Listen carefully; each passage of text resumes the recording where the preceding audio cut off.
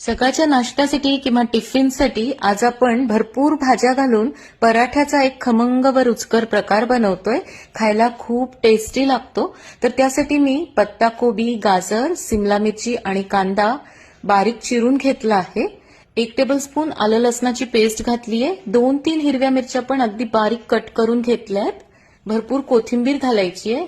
अर्धा चमचा काळी मिरी पूड, चवीनुसार मीठ घालायचंय आणि 1 टेबलस्पून यामध्ये मी टोमॅटो केचप सुद्धा घातलंय. सोया सॉस किंवा चिली सॉस सुद्धा तुम्हाला घालता येईल. व्यवस्थित सगळं मिक्स करून घ्यायचंय आणि नंतर यामध्ये आता 5 ते 6 टेबलस्पून मी तांदळाचं पीठ घातलंय आणि 3 ते 4 टेबलस्पून गव्हाचं पीठ. तांदळाचं पीठ थोडं जास्त असलं म्हणजे हा पराठा छान क्रिस्पी तयार होतो.